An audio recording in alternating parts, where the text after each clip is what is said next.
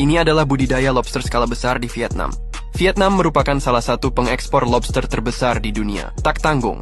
Produksi total lobster budidaya di Vietnam berkisar antara 1.600 hingga 2.000 ton per tahun. Sekitar 80% dari produksi ini berasal dari provinsi Can Hoa dan Phu Yen.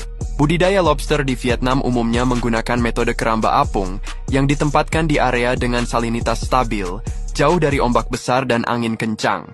Arus laut yang tenang membantu sirkulasi air di dalam keramba, menyediakan sumber nutrisi alami untuk lobster.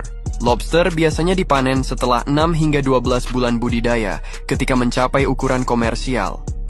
Harga lobster di pasar cenderung berfluktuasi tergantung jenis dan musim, yaitu antara 60 hingga 130 US dollar per kilogram.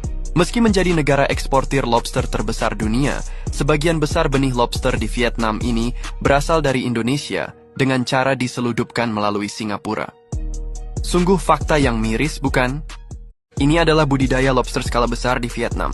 Vietnam merupakan salah satu pengekspor lobster terbesar di dunia. Tak tanggung. Produksi total lobster budidaya di Vietnam berkisar antara 1.600 hingga 2.000 ton per tahun. Sekitar 80% dari produksi ini berasal dari provinsi Can Hoa dan Phu Yen. Budidaya lobster di Vietnam umumnya menggunakan metode keramba apung yang ditempatkan di area dengan salinitas stabil, jauh dari ombak besar dan angin kencang. Arus laut yang tenang membantu sirkulasi air di dalam keramba, menyediakan sumber nutrisi alami untuk lobster. Lobster biasanya dipanen setelah 6 hingga 12 bulan budidaya ketika mencapai ukuran komersial.